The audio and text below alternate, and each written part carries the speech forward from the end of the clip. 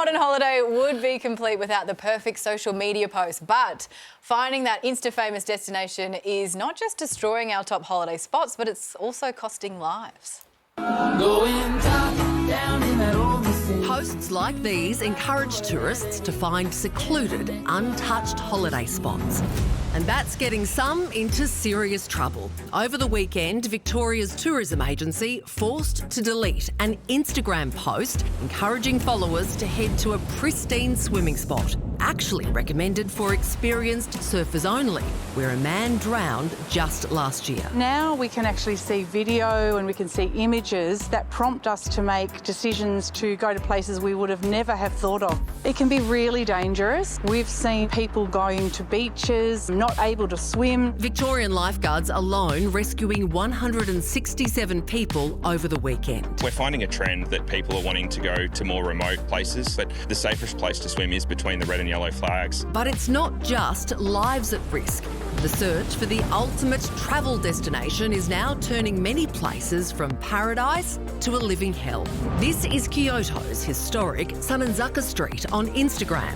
And this is the reality, with many locals complaining the area is now completely overrun amid Japan's estimated record 35 million visitors last year. It can make local people feel like they're getting crowded out of their own places. They can't get to their shops easily. The cost of housing increases. And just today, warnings. TikTok is now putting pressure on the world's last untouched wilderness, Antarctica. I am now spending 10 days in Antarctica. I don't think I'll ever see anything this incredible ever again. There's just a bunch of seals and penguins hanging around. 2 decades ago, fewer than 20,000 people made the long trek down to the empty continent. In the year just been, that number surged to 124,000. Experts warning the trend is leading to the degradation of one of the Earth's most fragile environments. Some of the behaviours that we're seeing on platforms like TikTok with, say, 64 million likes are not actually allowed by the regulations that are set for tourism in Antarctica. So, is it time to pull the plug on our social media travel obsession to protect both the environment and ourselves? Wow. So I know a lot of my friends have been planning their holidays via TikTok. But my husband actually, recently I said, you are going to plan the first holiday in our 25-year marriage. And he planned a trip to Vietnam using ChatGPT. He chatted it. Wait, what? So the prompt is you say, act as a travel agent planning a trip to Vietnam for a family of 3.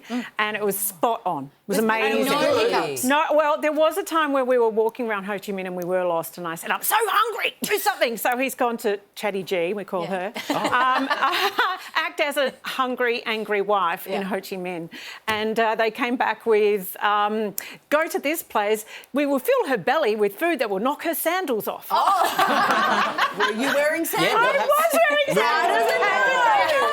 The machines have won. Honestly, if you were going to Antarctica, you'd want to throw a post on the grid, wouldn't you? Of course. Like, you would not deal with minus 80-degree temperatures for nothing. I think things have to be capped, though, right? Like last year I was in Europe and when I was in Venice... You never talk about it. I never talk about it. I never talk about it. It wasn't my personality for a good 6 months of the year.